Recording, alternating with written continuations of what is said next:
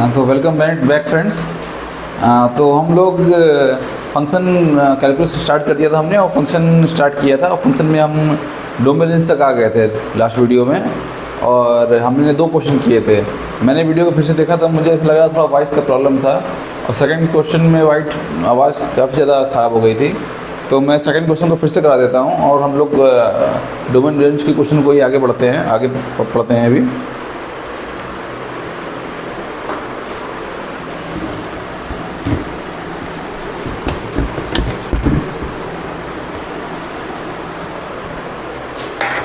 और last question हमने ये किया था, फिर से कर देते हैं उसको।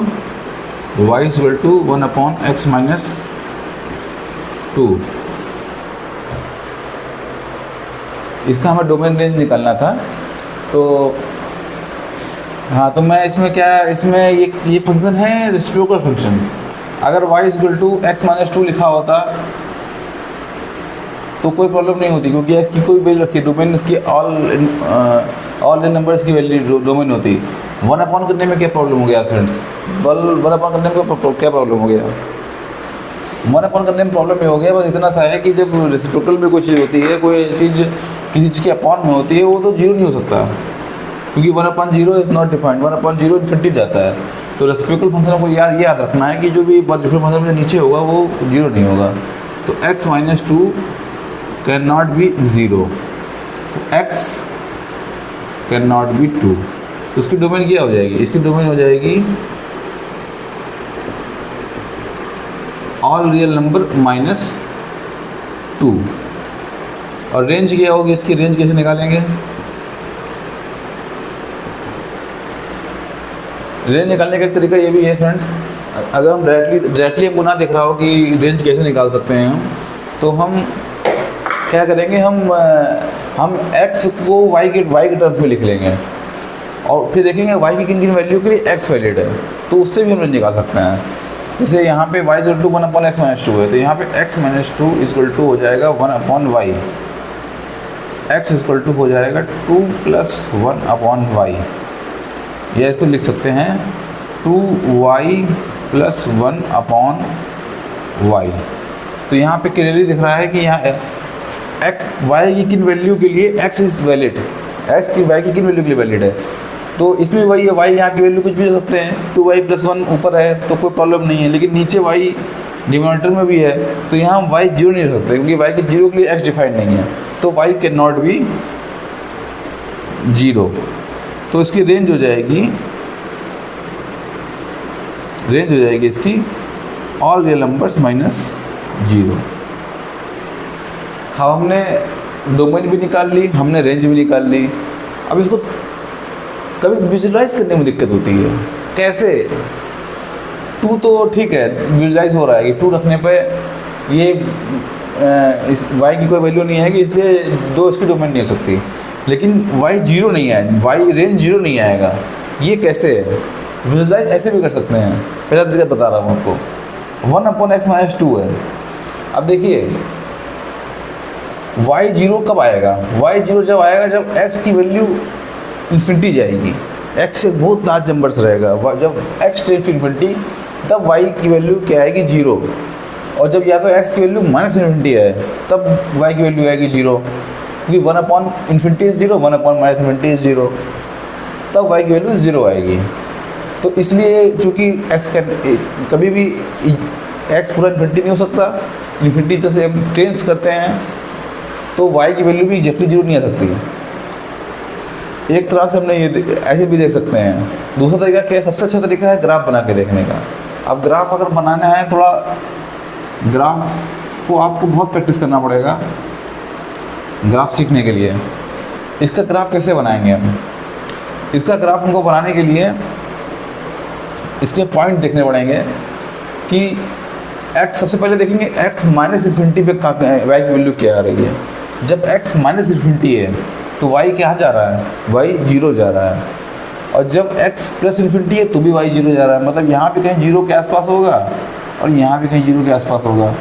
और एक पॉइंट और देखेंगे 2 के x इक्वल टू 2, तो x इक्वल टू 2 पे एक वर्टिकल लाइन डॉटेड बना लेंगे।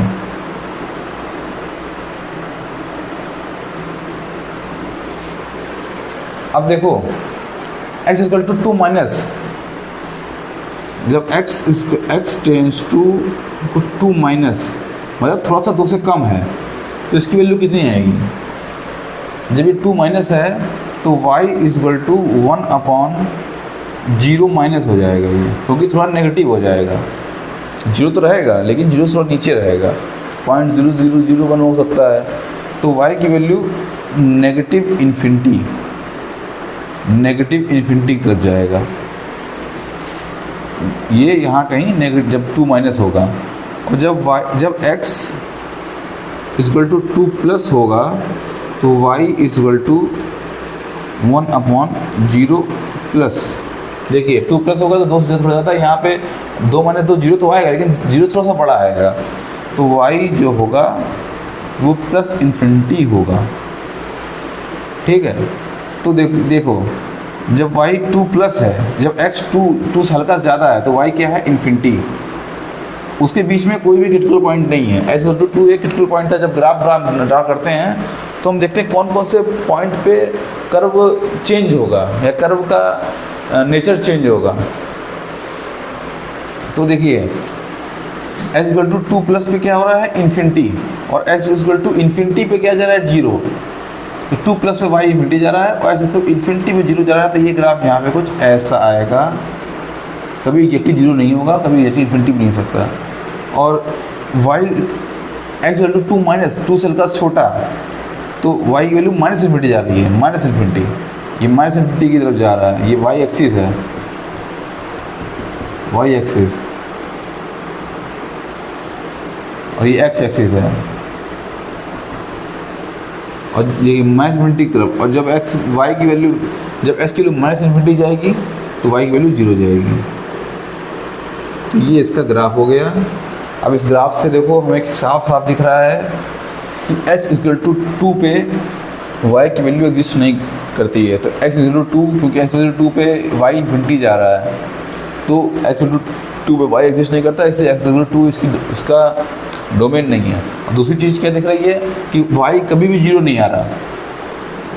देखो y की सब वैल्यू मिल रही है हमको। पॉजिटिव में देखो 0 से लेके इन्फिनिटी तक सारी वैल्यू y की मिल रही है हमको, और नेगेटिव में भी -0 से लेके -20 सारी वैल्यू मिल रही है, लेकिन एग्जैक्टली 0 नहीं मिल रहा। तो y की रेंज में 0 नहीं है। ग्राफ से भी साफ दिख रहा है डोमेन और रेंज क्या है। ठीक, देखो मैंने बताया अभी क्रिटिकल पॉइंट के बारे में। जब ग्राफ ड्रॉ करते हैं तो हम थोड़ा क्रिटिकल पॉइंट का ध्यान रखते हैं कि किस पॉइंट पे कोई ग्राफ चेंज होगा। अगर आप y equal to x square पे y इक्वल टू ऐसा ग्राफ बना रहे हैं तो सिंपल ऐसे चेक करें, y equal to minus infinity पे x equal to minus infinity y की वैल्यू कितनी है? Minus infinity. और x equal to plus infinity पे y की वैल्यू कितनी है? Plus infinity. 0 पे 0। अब ये कोई और क्लियर पॉइंट नहीं, सीधे ये बढ़ता रहेगा। स्ट्रेट लाइन है, सिंपल एक्स है तो स्ट्रेट लाइन है, ये बढ़ता रहेगा। कोई क्लियर पॉइंट नहीं है, कोई दिक्कत नहीं है। तो इस तरह से हम ग्राफ जब ड्रॉ, और जब मैं और क्वेश्चन आएंगे और हम ग्राफ ड्रॉ करेंगे तो आपको और बताऊंगा कैसे ग्राफ ड्रॉ करने हैं। चलिए नेक्स्ट क्वेश्चन पे चलते हैं।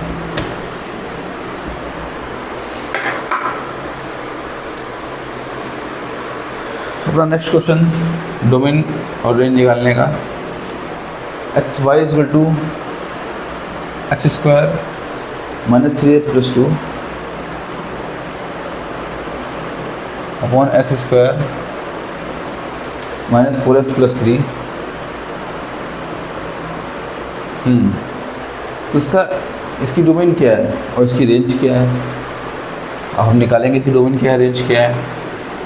इसको हम तोड़ सकते हैं, x minus 1 x minus 2 factor कर लिए ऊपर वाले स्क्वायर टर्म का, नीचे वाले का भी हम फैक्टर करेंगे, x माइनस 1 x माइनस 3।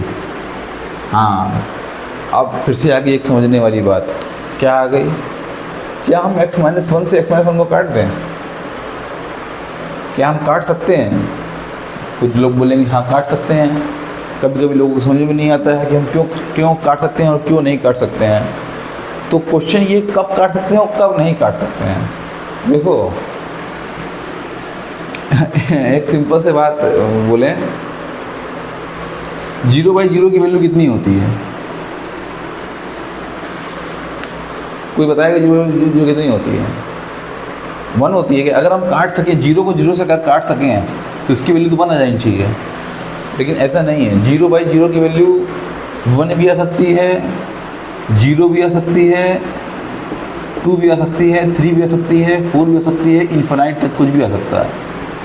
क्योंकि 0 का हम जैसे कि हम मान लीजिए ऊपर 4 है, 2 है, तो 2 जा 4, 2 काट देते हैं। अब 0 से आप किसी का भी मल्टीप्लाई करिए, 0 3 जा भी 0 आएगा, 0 4 जा भी 0 आएगा, 0 इन्फिनिटी जा भी 0 आएगा, 0 0 जा भी 0 आएगा। तो 0 से लेकर 1 से लेकर इन्फिनिटी 0 तक इन्फिनिटी कुछ भी आ सकता है। तो जब 0/0 हमको हम 0 से काट नहीं सकते हैं। तो ये बहुत बेसिक कॉन्सेप्ट है, लेकिन बड़े बड़े क्वेश्चनों में अक्सर गलती कर बैठते हैं। अब यहाँ पे क्या दिक्कत है, हम इसको x minus y equal to x minus, इसको हम काट कब सकते हैं? x minus 2 upon x minus 3 हम तभी कर सकते हैं जब x is not equal to 1। क्योंकि जब अगर x 1 नहीं है, अगर x ये अगर 0 हुआ तो 0 को नहीं काट सकते। तो x माइनस 1 जब 0 नहीं है तब हम काट सकते हैं। तो x is not equal to 1, तब हम काट सकते हैं इसको x माइनस 2 और x माइनस 3। तो x इक्वल टू 1 इसकी डोमेन नहीं है। दूसरी चीज़ x माइनस 3, क्योंकि वही प्रीवियस क्वेश्चन में क्या था, जो बॉटम में है वो क्या होना चाहिए, वो 0 नहीं होना चाहिए, क्योंकि वो y इन्फिनिटी चला जाएगा। तो x इक्वल टू 3 भी इसके डोमेन में नहीं आएगा। तो डोमेन क्या हो जाएगी इसकी? डोमेन हो जाएगी all real numbers minus 1 and 3। ठीक है। अब रेंज निकालना है। रेंज कैसे निकालेंगे? वही तरीका है, हम x के टर्म में y को निकाल लेंगे। तो यहाँ से हम करेंगे तो y is equal to x minus 2 upon x minus 3। तो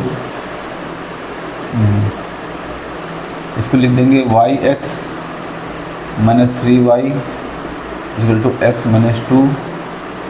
x को इधर ले जाएंगे, y को इधर ले जाएंगे, x y minus 1 equal to 3y minus 2। तो x आ गया 3y minus 2 upon y minus 1। Okay. तो अब देखिए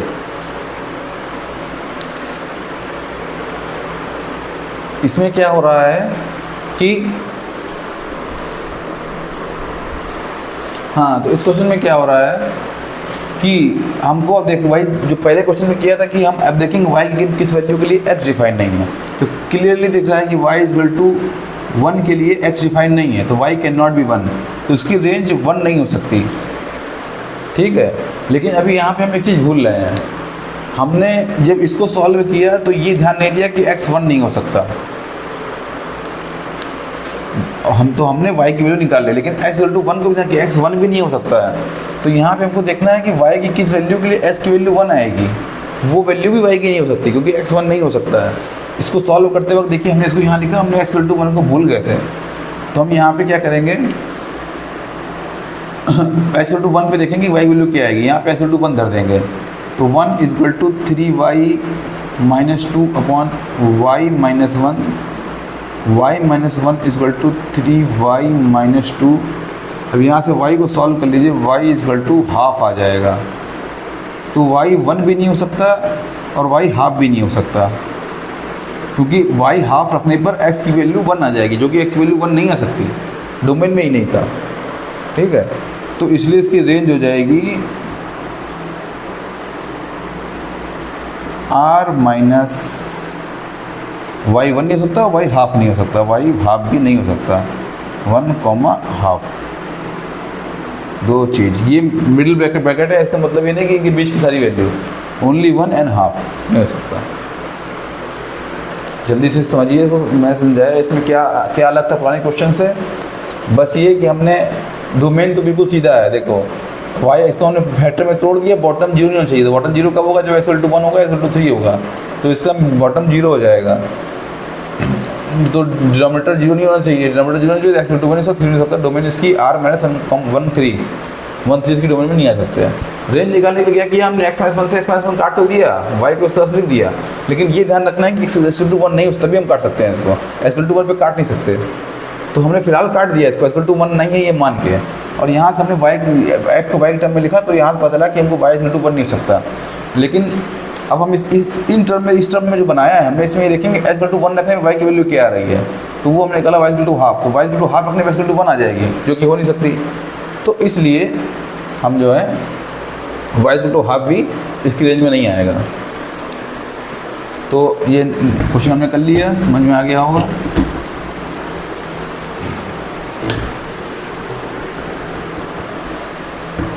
धीरे धीरे आपको लग रहा होगा, कुछ कॉन्फिडेंस आया तो मुझे बताइएगा।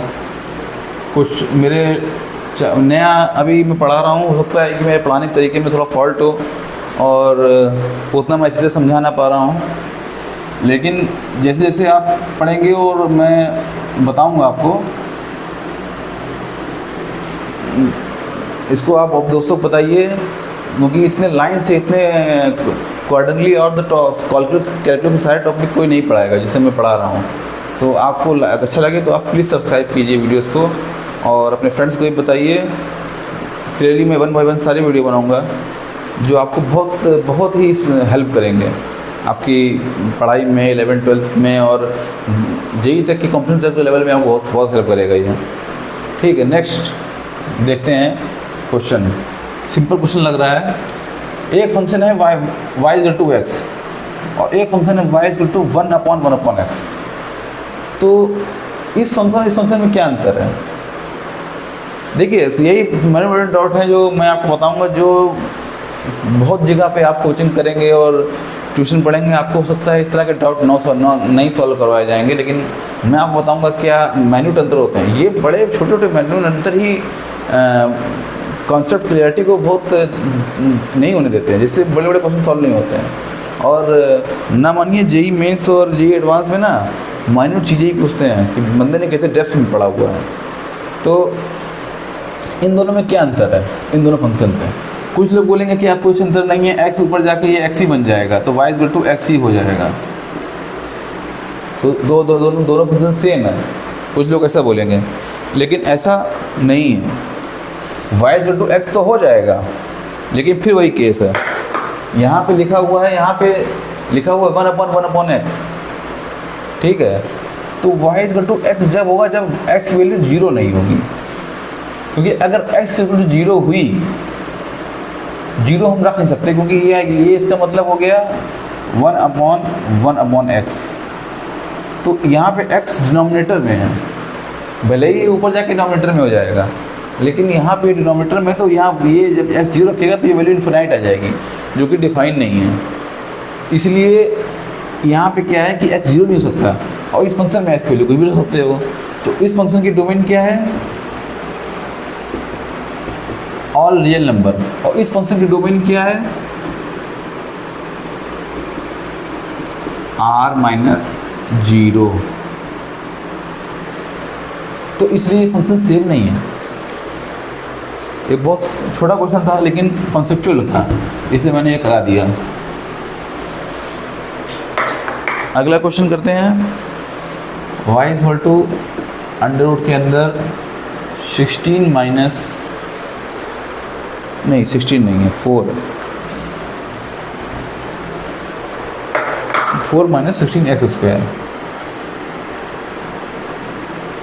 इसका हमें डोमेन निकालना है।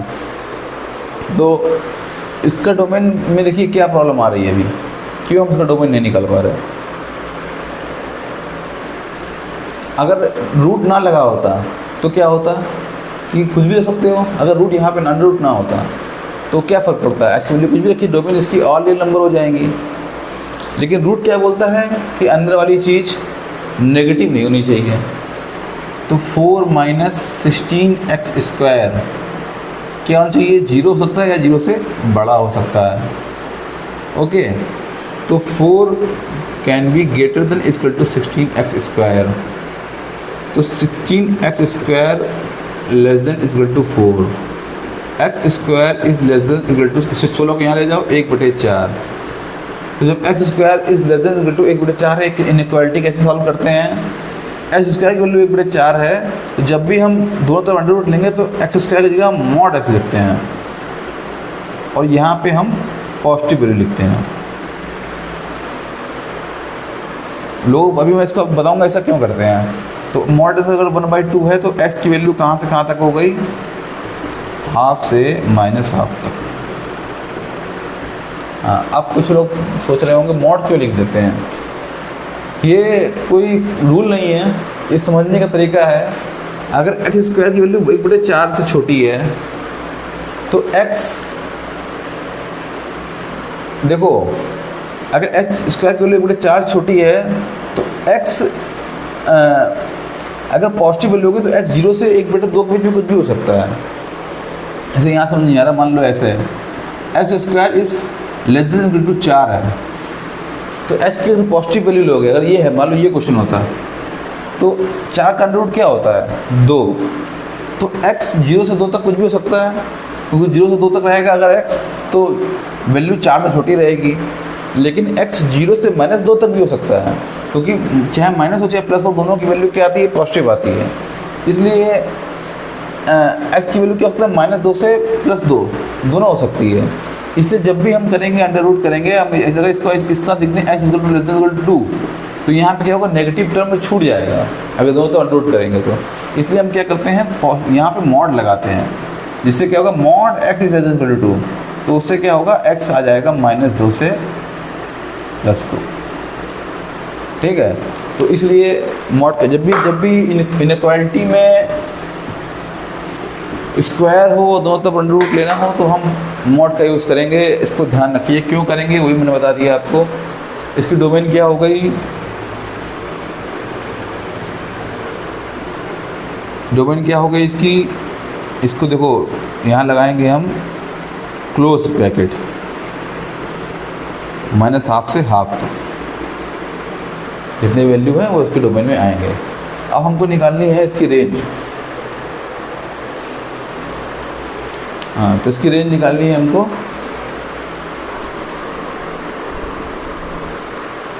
हाँ, तो अब इसकी रेंज के लिए देखो रेंज जरूरी नहीं आप हर समय निकालो, आपको देख के भी समझ में आ सकता है कि रेंज क्या आएगी। और मोस्ट ऑफ द टाइम हमको देख के पता करना होता है। रेंज क्यों इतना हम बिना मतलब सॉल्व करेंगे जब हमको साफनेस दिख रहा है कि रेंज क्या आएगी। अब देखो ये कभी y की वैल्यू में से पॉजिटिव आएगी। y की वैल्यू यहाँ y क्या लिखा हुआ है? अंडर रूट के अंदर 4 - 16x²।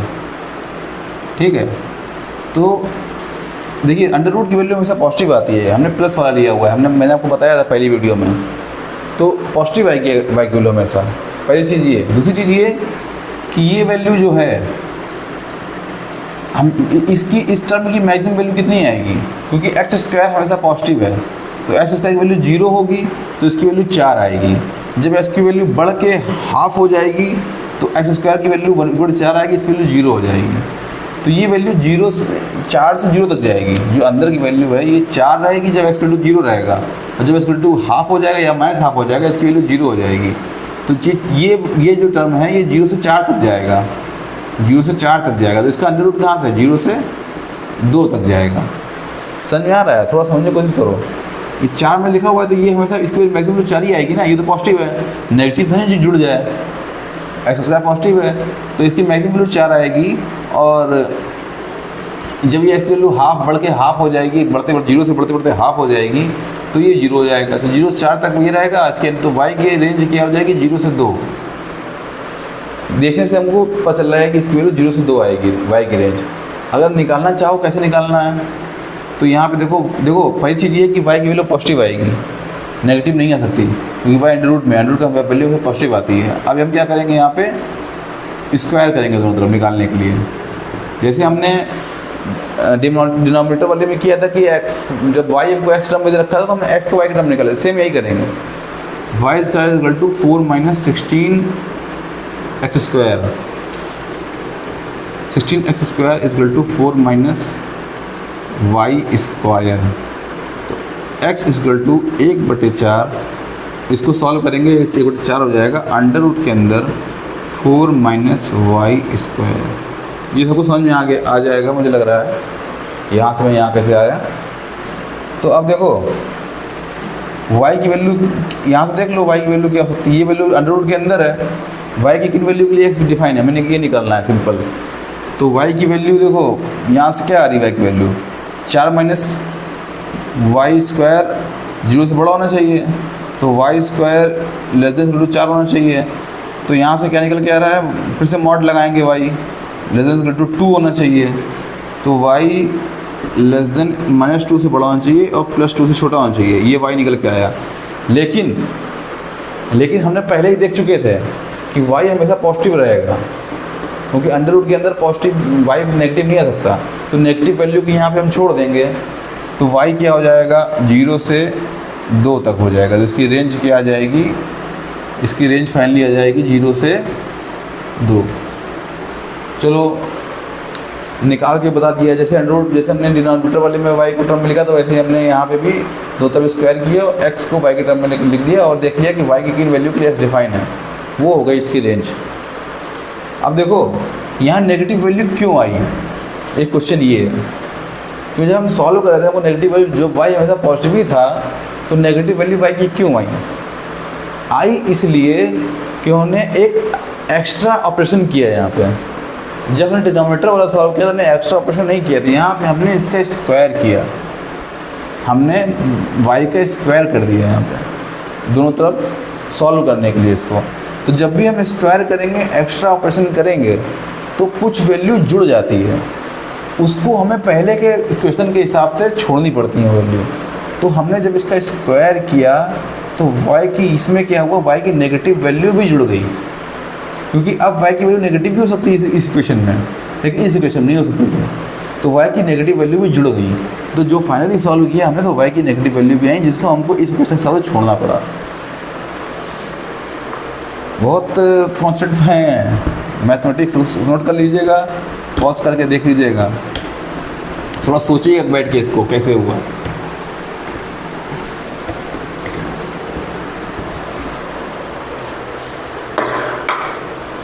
इतना डिटेल से कोई नहीं बताएगा आपको, कि मैं गारंटी दे सकता हूँ। क्योंकि मैंने डिटेल से पढ़ा है, इसलिए मैं आपको इतना डिटेल से जानता भी हूँ, बता भी सकता हूँ। Next question, y equal to x square plus 34x minus 71 upon x square पर 2x माइनस 7। इसको सॉल्व करेंगे। हाँ, इसको सॉल्व करना है, 1 मिनट। हाँ, इसमें केवल रेंज पूछी गई है, डोमेन नहीं पूछी गई, तो हमें इसकी केवल रेंज निकालनी है। वैसे डोमेन में कुछ है भी नहीं, इसलिए नहीं पूछा गया, क्योंकि डोमेन में देखिए क्या है, डोमेन में ये क्या है, जब भी आपका ऊपर भी एक क्वाड्रेटिक फंक्शन, नीचे भी एक क्वाड्रेटिक फंक्शन है, और क्वाड्रेटिक फंक्शन की डोमेन ऑल रियल नंबर्स होती है, इसकी भी ऑल रियल नंबर्स होती है, बस ये डिनोमिनेटर में है, ये 0 नहीं होना चाहिए। तो इसको 0 रख के s की वैल्यू निकाल लेंगे, इसको सॉल्व कर लेंगे। X square minus plus 2x minus 7 equal to 0, जो आएगा इसको क्या है, वो फॉर्मूला लगाएंगे, -2 प्लस माइनस अंडर रूट के अंदर b स्क्वायर माइनस 4 इसी 4 माइनस प्लस हो जाएगा 4 7 28, और ये हो जाएगा 2a, तो ये हो जाएगा -2 प्लस माइनस 32 अपॉन 2, 32 4 बाहर आ जाएगा, -1 प्लस माइनस 4 बाहर गायब 8। तो ये वैल्यू आएगी, ये इसकी डोमेन हो जाएगी कि r माइनस, ये तो r माइनस कर दें, r से इसको हटा देंगे, ये दोनों वैल्यू डोमेन हो जाएगी। इसलिए डोमेन पूछी नहीं, क्योंकि डोमेन बहुत आसान है, केवल इसकी रेंज पूछी गई है। तो रेंज कैसे निकालेंगे, इन सब चीज़ों में आपको डायरेक्ट, ये क्योंकि दोनों तरफ क्वाड्रेटिक क्वेश्चन हैं, ऐसे हमको डायरेक्ट नहीं समझ पाएंगे कि इसकी रेंज क्या आएगी, हमें सॉल्व भी करना पड़ेगा। तो हम इसमें मल्टीप्लाई कर देंगे, इधर इसका फिर जाएगा, तो x square y plus 2xy -7y equal to क्या हो जाएगा, x² + 34x -71। सबको इधर ले आएंगे तो x² y -1 प्लस इसको इधर ले आएंगे तो हम 2x कॉमन ले लेंगे, y -17 इसको इधर ले आएंगे तो +71 - 7y इक्वल टू 0। अब हाँ, सॉल्व करने के लिए क्या बचा है, सॉल्व करने के लिए बस ये बचा है कि इसमें हम फॉर्मूला लगा देंगे कि s की वैल्यू रियल होनी चाहिए। तो s की वैल्यू रियल होने के लिए क्या होता है, यहाँ पे अगर देखें कैपिटल A, कैपिटल B और कैपिटल C, अगर इस तरह से लिखा हुआ हो x² + bx, जो हमने क्वाड्रेटिक इक्वेशन को सॉल्व करने के लिए फॉर्मूला पढ़ा है, अगर इस केस में रियल चाहिए तो हमारा क्या फॉर्मूला होता है, b² - 4ac should be greater than equal to 0। सब समझ पढ़ा होगा। तो यहाँ पे हम देखेंगे b क्या है, b है 2y -17, इसका स्क्वायर करना पड़ेगा पूरे का, -4 a की वैल्यू क्या है y -1 और c की वैल्यू क्या है 71 - 7y should be greater than equal to 0। Okay, तो यहाँ देखो 4 है, 2 का स्क्वायर करोगे 4, तो 4 4 कट के बाहर हो जाएगा। तो ये y -17 का होल स्क्वायर -y -1 और ये हो जाएगा 71 - 7y should be greater than equal to 0। कर दो इसका स्क्वायर भैया, y² + 17 का स्क्वायर कितना होगा, 49, 17 का स्क्वायर है, मैं भूल गया यार, 4 7 7 4 11 और ये 17, 289। ओके, माइनस का 34y माइनस इसका मल्टीप्लाई करेंगे 71y माइनस +71 माइनस +7y और माइनस का +7y स्क्वायर और plus -7y greater than equal to 0। अब यहाँ पे y² को कॉमन एक साथ इकट्ठा करेंगे तो 8y² हो गया, देखो ये दोनों टर्म। इसके बाद 34y और 71y और 7y, ठीक है, सबको जोड़ दो, तीनों नेगेटिव में है, तो 71 35 और 70 105 और 7 112y और यहाँ के बचा 289 बचा, यहाँ बचा 71, ये भी पॉजिटिव, इनको भी जोड़ दो, प्लस हो गया 1 जोड़ोगे 290 73 60 equal to is greater equal to 0। कभी कभी क्वेश्चन में बड़े बड़े क्वेश्चन भी सॉल्व करने पड़ेंगे, तो रेडी रहिए भाई करने के लिए, कभी भी उनसे नहीं डरना है। तो ये यहाँ से देखिए 8 पूरे से कट जाएगा, तो 8 से हटा दीजिए पूरे में से, 8 से 8 काट दीजिए, यहाँ कटेगा 8 × 8 3, यहाँ से भी 8 कट जाएगा, यहाँ से 8 जाएगा, यहाँ से 8 काटोगे तो 8 × 8 3 8 चौक 32, यहाँ से काटोगे तो 8 चौक 32 और 8 पंच 40, ठीक, y² - 14y + 45 should be greater than equal to 0। इसका देखो डिवाइड कर लो, इसको 2 भागों में बांट लो, y - 5 और y - इसका जो फैक्टर्स करोगे जब ग्रेटर देन इक्वल टू 0, ठीक है। तो इनइक्वालिटी सॉल्व करना आता होगा आपको। इसको क्या करते हैं, एक लाइन बनाते हैं, 5 लिखते हैं यहाँ पे एक तरफ 9 लिखते हैं जो इसके फैक्टर्स में आए हैं। अब देखो y जब 9 से बड़ा होगा तो ये पूरा टर्म क्या होगा, पॉजिटिव होगा, और जब y 9 से छोटा होगा तो ये टर्म क्या हो जाएगा, नेगेटिव हो जाएगा। लेकिन y अगर 5 से बड़ा होगा और 9 से छोटा होगा, ये टर्म क्या होगा, नेगेटिव, ये टर्म होगा पॉजिटिव, तो ये टोटल वैल्यू क्या आएगी, नेगेटिव आएगी। और जब y 5 से छोटा होगा तो ये भी नेगेटिव होगा, ये भी नेगेटिव होगा, तो वैल्यू पॉजिटिव आ जाएगी। हमको पॉजिटिव वैल्यू उठानी है, तो y की वैल्यू क्या हो जाएगी, -∞ से 5 तक, और 5 भी रहेगा क्योंकि इक्वल टू है, और साथ में 9 से +∞ तक। हमेशा ही ओपन ब्रैकेट लगेगा। तो ये हमारी रेंज आ गई। समझ में आया सब लोगों को? रेंज निकालने को बोला था, थोड़ा कॉम्प्लेक्स क्वेश्चन है। कॉम्प्लेक्स क्वेश्चन नहीं है, क्वेश्चन तो सिंपल ही है, बस ये कि थोड़ा आपको इसमें थोड़ा कैलकुलेशन करनी है और कुछ नहीं है। बाद में सिंपलीफाइड हो गया, इतना सा करना था, बाकी आगे यहाँ से सिंपलीफाइड हो गया था पूरा।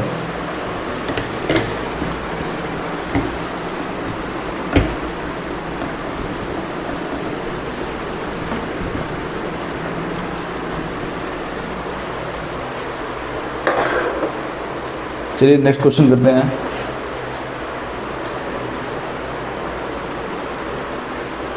अब ये इसमें डोमेन ऑरेंज निकालनी है। y is to under root के अंदर 3 minus 2x minus x square.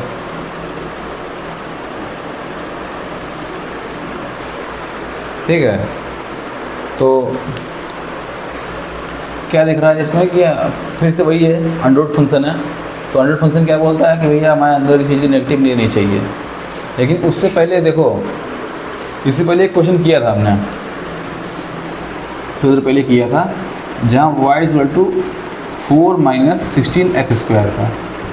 तो हमने क्या किया था, नीचे वाले को नेगेटिव नहीं, अंदर नेगेटिव होना चाहिए करने का, एक्स वैल्यू निकाल ली थी, वो माइनस हाफ से हाफ के बीच में आ गई। जस्ट थोड़ा पहले किया, देखिए खोल के उसको। इसको हम यहीं भी दे सकते हैं कि एक्स की वैल्यू किस वैल्यू की है कि ये वैल्यू नेगेटिव नहीं आएगी y की वैल्यू।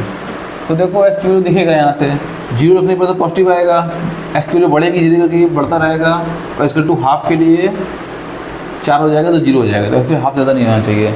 यहीं से दिख जाएगा ये पॉजिटिव, ये टर्म जो है 4 से कम होना चाहिए, तो एक्स की वैल्यू हाफ से कम होनी चाहिए। यहाँ से मैंने निकाला था। अब यहाँ पे हम क्या करेंगे, वैसे भी कर सकते हैं, ऐसे सेम ही तरीका है।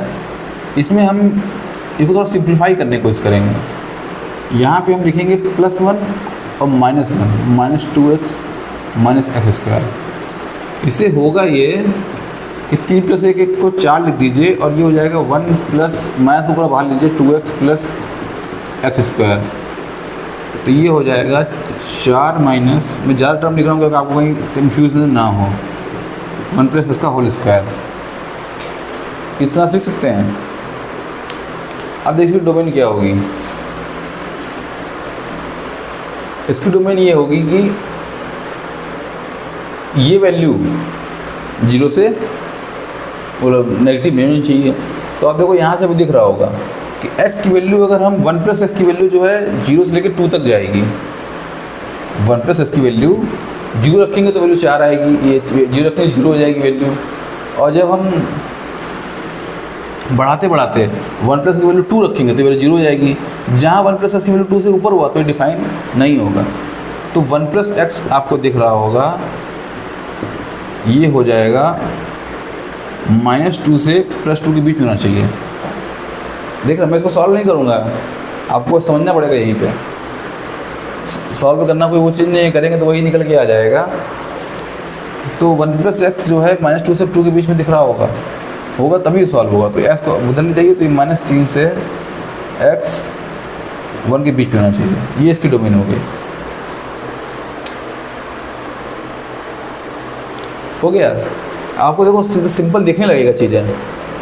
अगर चाहें तो इसको सॉल्व करने के क्या कहेंगे, यही कि अंदर वाला टर्म है वो should be greater then 0, 1 plus को उधर ले जाएंगे, लेस देन 4, और फिर दोनों तरफ मॉड लगा के लेस देन 2 कर देंगे, आएगा यही घूम फिर के। ठीक है। और रेंज के क्या करेंगे, रेंज ले फिर देखो वही चीज़ दिख रही, सामने दिख रहा है। चाहे तो सॉल्व भी कर सकते हैं, इसको स्क्वायर ले जाएंगे, वो एक्स स्क्वायर के टर्म एक्स स्क्वायर करके ले जाएंगे, उसके बाद उसको क्वार्टर के शर्म निकाल लेंगे, फिर उसका वो 0 नहीं होना चाहिए, इसको -4 से सभी करते 0, वहाँ से y की वैल्यू निकल आएगी। या फिर सामने दिख रहा है, इसकी वैल्यू क्या होगी, जब की वैल्यू 0 होगी तो y की वैल्यू क्या आएगी, √4 यानी 2 आएगी। जब इसकी वैल्यू बढ़ते 2 आ जाएगी तो इसकी वैल्यू 0 हो जाएगी। तो y की वैल्यू फिर से इसके जो डोमेन ये हो गई, और रेंज जो है ये 0 से 2 तक जाएगी। है। अंडर रूट के अंदर 4 पहले लिखा हुआ है तो मैक्सिमम 4 ही आएगा, क्योंकि -1 की बात कर रहा हूँ पॉजिटिव है, ये इंपॉर्टेंट है। -1 की बात कर रहा हूँ पॉजिटिव है तो मैक्सिमम वैल्यू 4 आएगी।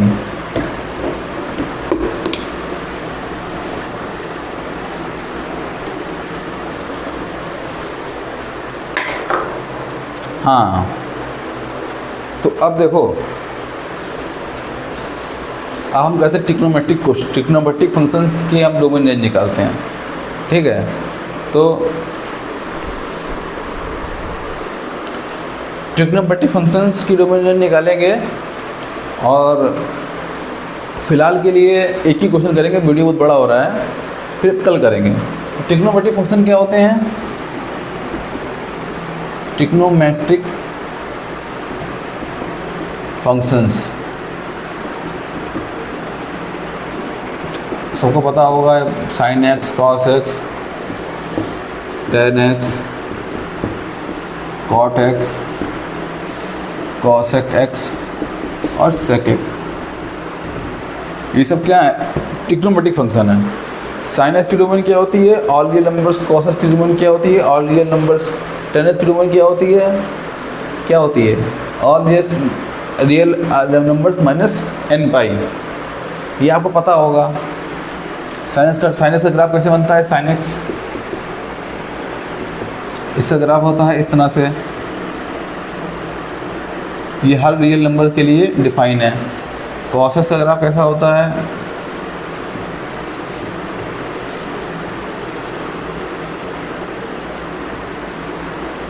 तो हर एक्स की हर वैल्यू के लिए डिफाइन है, एक्स की हर वैल्यू साइन एक्स में डिफाइन है।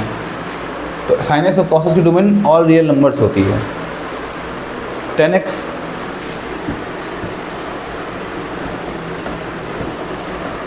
ग्राफ पता होना बहुत ज़रूरी है। बिना ग्राफ के ट्रिग्नोमेट्रिक फंक्शन ग्राफ नहीं अगर आपको आते होगा तो ये जान लो तुम कि नहीं सॉल्व कर पाओगे क्वेश्चन को, क्योंकि अंडरस्टैंडिंग ही नहीं बैठेगी कि कैसे समझ रहे हो, कैसे वो क्वेश्चन को समझ रहे हो, कैसे सोचना स्टार्ट कर रहे हो। तो ग्राफ बहुत इंपॉर्टेंट है। tan x का ग्राफ कैसे बनेगा? tan x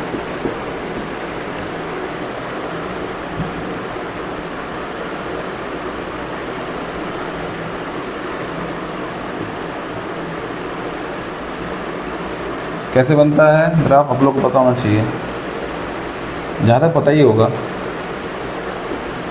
ये लाइन है, ये π/2 पे है, ये पाई पे है, ये 3π/2 पे है, ये 0 पे है, ये -π/2 पे है, ये -π पे है। तो इसका ग्राफ कैसे बनता है?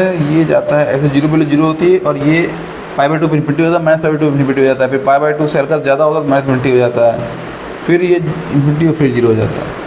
इस तरह से इसका ग्राफ बनता है tan x का। और cot x का ग्राफ कैसे बनता है?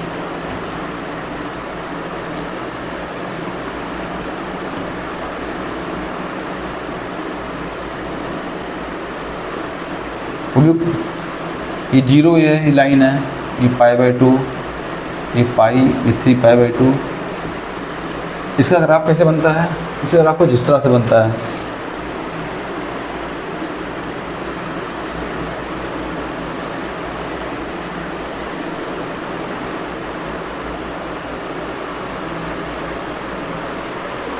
cot x का, ठीक है।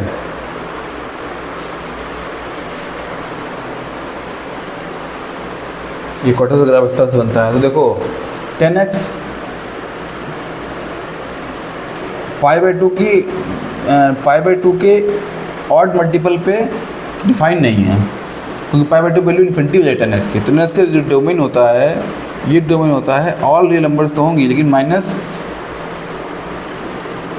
+ 1 π/2। 2n + 1 मतलब ऑड नंबर, π/2 है, अगर इसके इवन नंबर से मल्टीप्लाई करोगे तो पाई आ जाएगा या फिर थ्रू पाई आ जाएगा, तो उस पर डिफाइन है tan x। लेकिन ये ऑड मल्टीपल पे 1 पे 3 पे नहीं डिफाइन है, तो n + 1 π/2 पे ये डिफाइन नहीं है tan x। cot x लेकिन अलग, cot x में क्या है कि cot x ऑड मल्टीपल्स पे नहीं डिफाइन है। जैसे कि इवन मल्टीपल में डिफाइन है, तो इसका डोमेन क्या हो जाएगा, वो हो जाएगा all real numbers minus n पाई, क्योंकि पाई के किसी भी मल्टीपल को उठा लोगे, जीरो से करोगे तो डिफाइन नहीं है, पाई बाई टू भी डिफाइन है, फिर पाई पे देखो 1 रखोगे तो भी डिफाइन नहीं है, फिर 2 पाई भी डिफाइन नहीं है, तो r माइनस n पाई पे डिफाइन नहीं है। ये पाई बाई टू के इवन मल्टीपल बोल दो या n पाई बोल दो, बात एक ही है। तो ये 10s के ग्राफ में RS का डोमेन ये है और कॉर्टेक्स का डोमेन ये है। ऐसे ही सेकेक्स और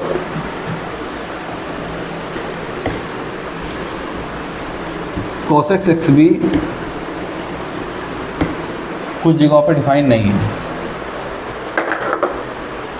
ठीक है। कोसेक्स का ग्राफ बनाएंगे अगर, तो ये देखिए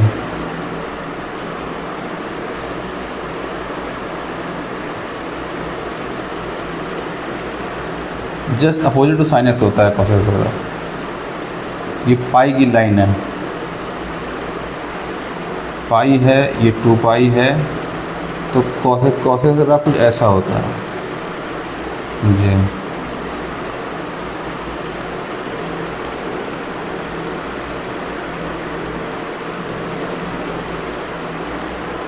तो ये भी पाई n पाई पे डिफाइन नहीं है। ऐसे एक सेक ऐसा ग्राफ बनाओगे तो वो कुछ इस तरह से बनता है,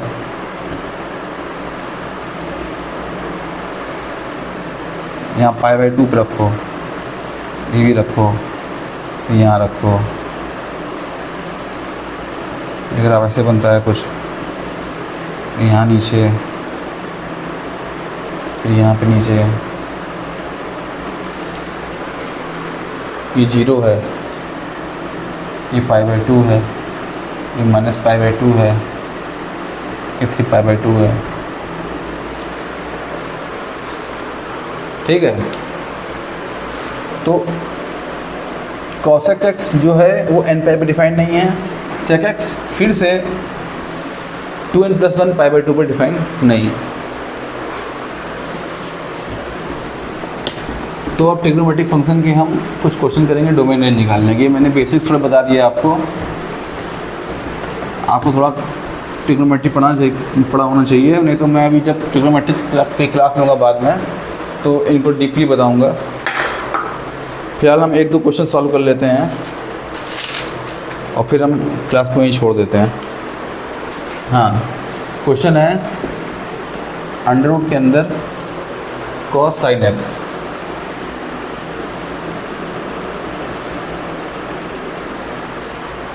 इसकी हमें डोमेन निकालनी है, रेंज नहीं, बस डोमेन निकालनी है। देखो बहुत ही समझदारी वाला क्वेश्चन है। इसकी डोमेन क्या होगी? अंडर रूट फंक्शन क्या बोलता है? अंडर रूट फंक्शन बोलता है कि इसके अंदर का जो टर्म है वो नेगेटिव नहीं होना चाहिए। तो हमको ये देखना है कि कॉस किस एक्स की किस वैल्यू के लिए कॉस की वैल्यू नेगेटिव आएगी, ठीक है। हमें केवल ओनली डोमेन निकालनी है, बस इस फंक्शन में रेंज नहीं निकालनी। क्वेश्चन में डोमेन ही पूछा गया। तो एक्स की किस वैल्यू के लिए कॉस की नेगेटिव आएगी यहाँ पे, तो पहले एक्स से हम साइन एक्स की वैल्यू निकालें, फिर हम कॉस लगाते हैं। तो देखो हमें ये पता है कि एक्स की किसी वैल्यू के लिए साइन एक्स -1 से 1 के बीच में ही रहेगा। तो साइन एक्स की वैल्यू -1 से 1 के बीच में रहती है। साइन एक्स फंक्शन ही इस तरीके का है।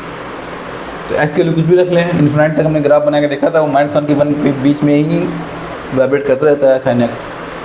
तो साइन एक्स जो है -1 से 1 के बीच में रहेगा।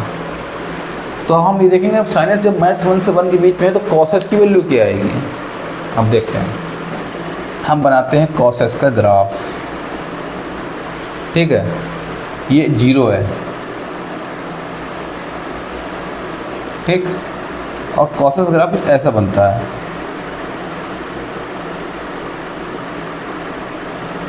ये यहाँ पे 0,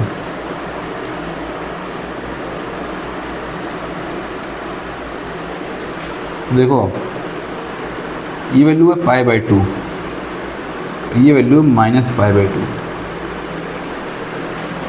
तो साइन एक्स, जो कि साइन एक्स को अगर वाई मान लें, वाई नहीं यहाँ पे टी मान लें साइन एक्स को, तो वाई हो जाएगा, हम साइन एक्स को टी मान लें, टी।